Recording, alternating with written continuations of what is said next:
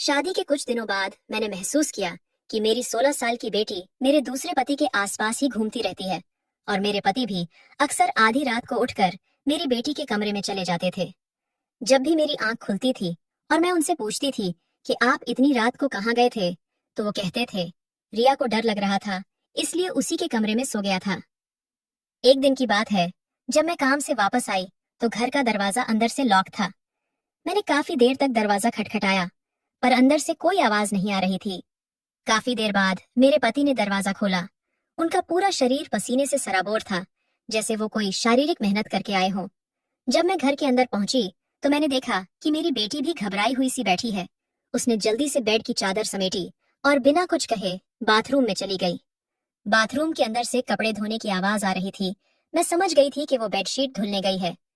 मैं काफी देर तक दरवाजा खटखटाती रही पर वो अंदर से कोई जवाब ही नहीं दे रही थी। कुछ टाइम बाद वो नहा धोकर निकली और उसने चादर सूखने डाल दी। मुझे शक तो हो रहा था पर मेरा दिमाग इस बात पर यकीन नहीं कर पा रहा था कि ऐसा कुछ भी हो सकता है। एक दिन मैं काम पर नहीं गई और अपनी बेटी के कमरे में ही छुप गई।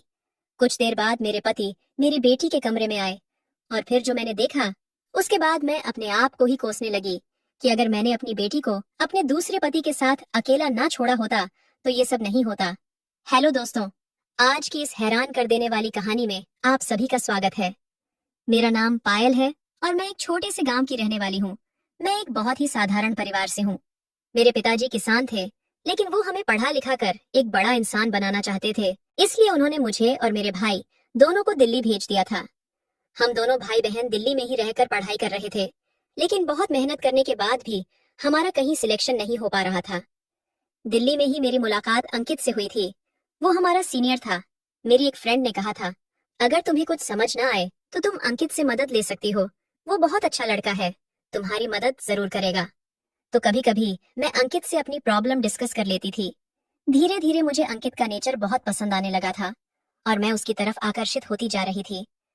मैं ना चाहते हुए भी उसके करीब होते जा रही थी। मैंने खुद को रोकने की बहुत कोशिश की पर ऐसा हो नहीं पाया और हम दोनों एक दूसरे के बेहद करीब आ गए थे। कुछ समय बाद अंकित की नौकरी लग गई और वह दूसरे शहर शिफ्ट हो गया, पर अभी भी हमारे प्यार में कोई कमी नहीं आ रही थी। पर अब अंकित के घर वाले उस पर शादी के लिए दबाव बनाने लगे थे। कुछ दिनों बाद अंकित ने मुझसे बात करना भी कम कर दिया था।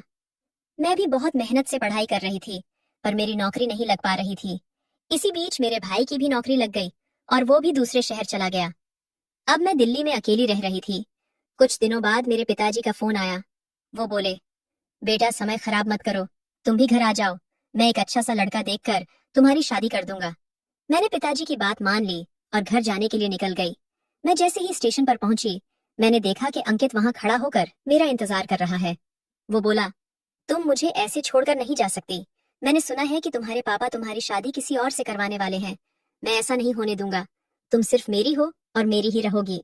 मैंने उसे रोकने की बहुत कोशिश की। मैंने कहा, मैं अपने पापा को मना नहीं कर सकती और हमारी शादी भी नहीं हो सकती क्योंकि हम दोनों अलग जाति से हैं। पर अंकित मेरी कोई भी बात मानने के लिए तैयार नहीं था। वो बोला, अगर तुम मुझसे शादी नहीं करोगी तो मैं ट्रेन के नीचे कूदकर अपनी जान दे दूंगा। और इतना कहकर वो रेलवे लाइन पर बैठ गया। ये सब कुछ इतना अचानक हुआ था कि मुझे समझ ही नहीं आ रहा था कि मैं क्या करूं। अब मुझे अंकित या पापा में से किसी एक को चुनना था, इसलिए मैंने अंकित को चुना और हमने एक मंदिर में शादी कर ली। अब अंकित मेरा पति बन चुका था। जब मैं उसके साथ अपने घर पहुंची तो मेरे माता पिता ने अपनी छाती पीट ली। मेरे पिताजी अपना सर पड़कर जमीन पर बैठ गए और मेरी माँ से बोले, मैंने कहा था ना कि जवान लड़की को घर से बाहर पढ़ने के लिए मत भेजो, पर तुम नहीं मानी। अब तुम खुद देखो इसने क्या किया है। ये पूरे समाज में हमारी नाक कटाकर आई है। उसके बाद मेरे पापा ने मुझे कुछ नहीं बोला और ना ही वो मेरी किसी बात का जवाब दे रहे थे। मेरी माँ भी बस रोए जा रही थी और कुछ भी नहीं बोल रही थी। मैं समझ चुकी थी कि 20 दिन के प्यार के लिए मैंने अपने माता पिता के 25 साल के प्यार को ठुकरा दिया था। लेकिन अब कुछ नहीं हो सकता था क्योंकि मैं अंकित से शादी कर चुकी थी और उसकी पत्नी बन गई थी। धीरे धीरे मेरे गांव वालों को भी इस बात की भनक लग गई थी और सब मेरे घर के आसपास इकट्ठा होते जा रहे थे। गांव में तरह तरह की बातें हो रही थी क्योंकि हम दोनों ने अपनी जाति से बाहर शादी की थी। गांव में पंचायत बैठने वाली थी और वहां हमारे भविष्य का फैसला होने वाला था कि हम दोनों को साथ रहना चाहिए या हमें सजा मिलनी चाहिए। उन नाजुक परिस्थितियों में भी मेरे पापा ने मेरा साथ दिया और मेरी खुशी के लिए मुझे और अंकित दोनों को गांव से सुरक्षित बाहर निकालकर शहर भेज दिया। मेरे पापा अच्छे से जानते थे कि गांव में पंचायत बैठने का मतलब क्या होता है। पंचायत बहुत ही कठोर सजा देती है और पंचायत का हुक्म सबको मानना होता था। अपने गांव से आने के बाद हम दोनों अंकित के घर गए, पर उसके घर वालों ने भी हम दोनों को घर से बाहर निकाल दिया। अब हमारे पास रहने के लिए कोई जगह नहीं थी। जब हमें कहीं भी जगह नहीं मिली तो हम वहीं पहुंच गए जहां अंकित नौकरी करते थे। मैं अंदर से परेशान तो जरूर थी, लेकिन इस बात की खुशी थी कि मैंने अपने प्यार से ही शादी की है और भविष्य में अपने पापा से भी मिलने की उम्मीद थी। दिन ऐसे ही गुजर रहे थे। मेरा और अंकित का प्यार बढ़ता ही जा रहा था। फिर वो दिन भी आया जिस दिन का हर पति पत्नी को इंतजार रहता है। हमारी जिंदगी में हमारी बेटी रिया आई। वो दिन हमारी जिंदगी का सबसे अच्छा दिन था। जब रिया पैदा हुई थी तो मेरे पापा पहली बार मेरे घर आए थे। हम सब बहुत खुश थे। फिर एक दिन ऐसा भी आया जब हमारी खुशियों को किसी की नजर लग गई। किसी ने सच ही कहा है कि जिस शादी को माँ बाप का आशीर्वाद नहीं मिलता वो शादी कभी सफल नहीं हो पाती है, और हमारे साथ भी यही हुआ। जब रिया 12 साल की थी तब अंकित का एक रोड एक्सीडेंट में देहांत हो गया। उनके मरने के बाद तो हमारी पूरी दुनिया ही खत्म हो गई थी। हमारे सारे घर वाले हमसे इस हद तक नाराज थे कि कोई उनकी अर्थी को कंधा देने तक नहीं आया। हमारे लिए तो सब खत्म हो चुका था, पर एक अच्छी बात यह थी कि पति की मौत के बाद उनकी नौकरी मुझे मिल गई थी, और इस नौकरी की वजह से मैं अपनी बेटी का पालन पोषण कर पा रही थी। अगर हमारे पास नौकरी नहीं होती तो हम माँ बेटी भूखों मर जाते। पति की मौत के 2 साल बाद मैं अपने मायके में ही रहने लग गई थी। एक दिन मेरे पिताजी ने कहा, पायल बेटा, कब तक ऐसी मायूसी भरी जिंदगी जियोगी? जिंदगी बहुत बड़ी है, अकेले नहीं कटेगी। रिया को एक पिता की और तुम्हें एक पति की जरूरत है। अगर तुम कहो तो मैं किसी से तुम्हारी शादी के लिए बात करूं? मैंने पापा का इतना दिल दुखाया था कि मैं इस बार उनको मना नहीं कर पाई। कुछ दिनों बाद मेरे पापा ने मेरी शादी अपनी मर्जी के लड़के से करवा दी। वो एक प्राइवेट कंपनी में नौकरी करते थे और हफ्ते में सिर्फ 3 दिन ही काम पर जाते थे, और मेरी छुट्टी सिर्फ संडे को ही होती थी। शुरू में हमारे बीच सब अच्छा चल रहा था और 3 साल हंसी खुशी से निकल गए। मेरी बेटी रिया भी 16 साल की हो चुकी थी और अब मुझे उसकी भी चिंता होने लगी थी। वो अपने सौतेले पिता के साथ कुछ ज्यादा ही घुलने मिलने लगी थी। अगर उसे कहीं बाहर भी जाना होता था तो अपने पापा के साथ ही जाती थी। यहाँ तक कि मेरे दूसरे पति कभी कभी अचानक रात में उठकर उसके कमरे में चले जाते थे और वहीं रात बिताते थे। कुछ दिनों तक तो मुझे ये पता ही नहीं चला, पर जब एक सुबह मैं सोकर उठी तो मैंने देखा कि मेरे पति मेरी बेटी के कमरे से निकल रहे हैं। उनके उठने के बाद मेरी बेटी बेडशीट की चादर उठाकर बाथरूम में चली गई और फिर नहाकर बाहर आई। पहले दिन तो मुझे शक नहीं हुआ, पर अब ऐसा रोज ही होने लगा था और मैं सामने से कुछ पूछ भी नहीं सकती थी, क्योंकि यह आदमी बेशक मेरा दूसरा पति था, लेकिन रिश्ते में तो रिया उसकी बेटी ही लगती थी। अब मैं बहुत परेशान रहने लगी थी, क्योंकि मुझे समझ नहीं आ रहा था कि मेरी पीठ पीछे ऐसा क्या होता है कि मेरी बेटी को रोज ही बेडशीट की चादर धुलनी पड़ती है। एक दिन मैं जानबूझकर दोपहर को जल्दी घर आ गई। उस दिन मेरे पति की छुट्टी थी और वो ऑफिस नहीं गए थे। मैंने काफी देर तक दरवाजा खटखटाया, पर अंदर से कोई आवाज नहीं आ रही थी। मैंने देखा कि मेरे पति की बाइक अंदर ही खड़ी है। इसका मतलब वो ऑफिस नहीं गए हैं। इसके बाद मैंने जोर जोर से दरवाजा पीटना शुरू कर दिया। काफी देर बाद मेरे पति ने दरवाजा खोला। उसका पूरा शरीर पसीने से सराबोर था, जैसे वो कोई शारीरिक मेहनत करके आए हों। मैंने गुस्से में पूछा, आप इतनी देर से क्या कर रहे थे? वो बोले, हमारे घर पर पानी नहीं आ रहा था, इसलिए मैं टंकी ठीक कर रहा था। मैंने कहा, वो सब तो ठीक है, पर रिया कहाँ है? वो तो दरवाजा खोल सकती थी ना। उन्होंने हड़बड़ाते हुए कहा, रिया नहाने गई है, और इतना कहकर वो अंदर चले गए। पर मुझे उनकी बातों पर भरोसा नहीं हो रहा था, क्योंकि थोड़ी देर पहले ही उन्होंने कहा था कि टंकी खराब हो गई है, पानी नहीं आ रहा है, तो फिर रिया बाथरूम में क्या कर रही है? मेरे दिमाग में शक का कीड़ा उछलने लगा था और वो शांत होने का नाम नहीं ले रहा था। मैंने ठान लिया था कि अब मैं पता करके रहूंगी कि मेरी पीठ पीछे इस घर में क्या होता है।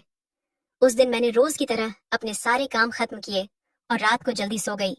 सुबह उठकर मैं रोज की तरह जल्दी ऑफिस के लिए निकल गई, लेकिन आज मैं ऑफिस नहीं गई।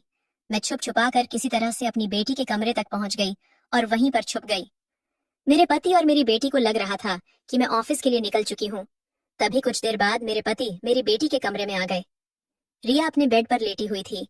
मेरे पति ने उससे कहा, रिया तुम तैयार हो जाओ, मैं अभी आता हूँ।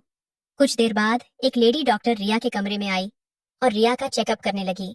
कुछ देर बाद उस लेडी डॉक्टर ने मेरे पति से कहा, आप रिया को कल अस्पताल ले आना, मैं आगे का चेकअप वहीं करूंगी।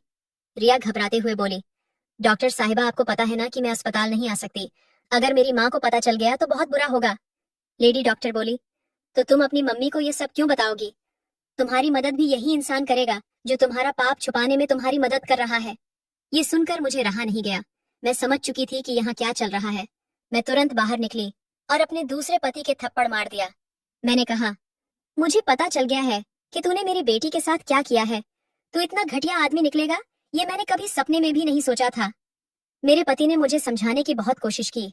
वो बोले, पायल तुम गलत समझ रही हो, रिया मेरी भी बेटी है, प्लीज तुम एक बार मेरी बात सुनने की कोशिश तो करो। फिर मेरे पति ने मुझे बताया कि रिया से कुछ महीने पहले एक गलती हो गई थी और मैं तो बस अपने पिता होने का फर्ज निभा रहा था। रिया एक लड़के से प्यार करती थी।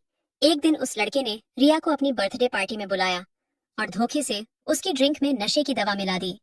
उसके बाद उसने और उसके दोस्तों ने रिया के साथ गलत काम किया और उसे रोड पर फेंक दिया। उसी रात मुझे एक अनजान नंबर से कॉल आया था जिसने मुझसे कहा कि एक लड़की उसके घर के सामने बेहोश हालत में पड़ी हुई है और उसे सिर्फ आपका नंबर ही याद है। मैं आधी रात को रिया को घर वापस लाया था और वो जिस हालत में मुझे मिली थी, अगर मैं उस समय तुम्हें सारी सच्चाई बता देता तो तुम यह सब कुछ सहन नहीं कर पाती। इसलिए यह बात मेरे और रिया के ही बीच में रही। कुछ समय बाद रिया ने मुझे बताया कि वो पेट से है। अगर यह बात बाहर आ जाती तो रिया की बदनामी हो जाती। इसलिए मैंने चुपचाप एक डॉक्टर को घर पर बुलाना शुरू कर दिया। रिया को कुछ दिनों से बहुत ज्यादा ब्लीडिंग हो रही है और यही वजह है कि जब भी तुम उसके कमरे में जाती हो वह अपनी बेडशीट उठाकर धोने चली जाती है। वो कहती है कि मेरी मम्मी ने अपनी जिंदगी में बहुत दुख बर्दाश्त किए हैं और मैं नहीं चाहती कि मैं उनको एक नया दुख दे दूं। कभी कभी रिया रात में बहुत परेशान हो जाती है, इसीलिए मैं उसके पास सोने चला जाता हूँ ताकि रात में उसको अकेलापन महसूस ना हो। मुझे पता है कि मैं उसका सगा पिता नहीं हूँ, लेकिन मैं पूरी कोशिश करता हूँ कि मैं रिया को एक पिता का प्यार दे सकूं। यह सब सुनकर मेरे पैरों से जमीन निकल चुकी थी। अगर आज अंकित जिंदा होते तो शायद वो भी रिया को इतना प्यार नहीं करते जितना प्यार मेरे दूसरे पति उससे करते थे। मैं तुरंत ही उनके पैरों में गिरकर माफी मांगने लगी। मुझे खुद से घिन आ रही थी कि मैंने एक अच्छे इंसान पर इतना घिनौना इल्जाम लगाया था। कमेंट करके जरूर बताइएगा कि आपको ये कहानी कैसी लगी। अगर आपको ये कहानी पसंद आई हो तो इसे लाइक करें और अपने दोस्तों के साथ भी शेयर करें। आगे भी ऐसी रोमांचक कहानियों के लिए हमारे चैनल को सब्सक्राइब करें और बेल आइकन दबाना ना भूलें।